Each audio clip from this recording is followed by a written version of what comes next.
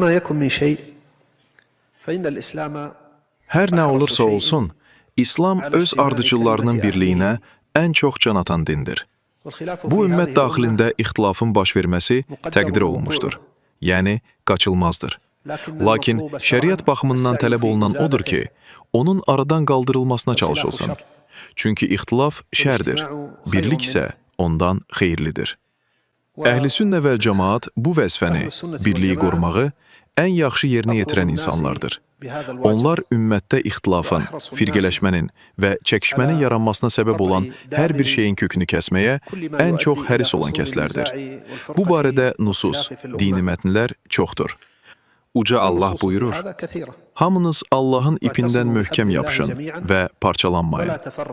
Özlərinə aydın dəlillər gəldikdən sonra firqələrə ayrılıb ixtilaf edənlər kimi olmayın. Onları böyük bir əzab gözləyir. Tövbə edərək ona üz tutun, ondan qorxun, namaz qılın və şərik qoşanlardan olmayın. O kəslərdən ki, öz dinini bölüb firqələrə ayrıldılar. Hər firqə öz təriqətini üstün bilib sevinir.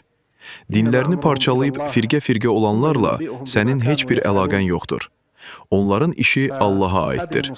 Sonra Allah onlara etdikləri əməllər barədə xəbər verəcəkdir. Bu və buna bənzər digər mətnlər dəlalət edir ki, müsəlmanlardan tələb olunan şey söz birliyidir. Bir-birləri ilə ünsiyyət qurub mehriban olmalarıdır.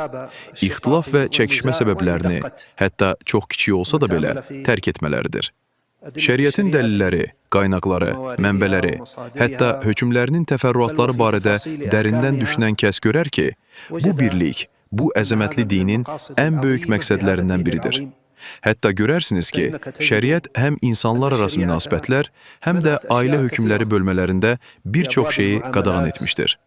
Bütün bunlar, bu ümmət daxilində ixtilaf və çəkişmənin yaranma yollarını, bəhanələrini önləmək üçündür.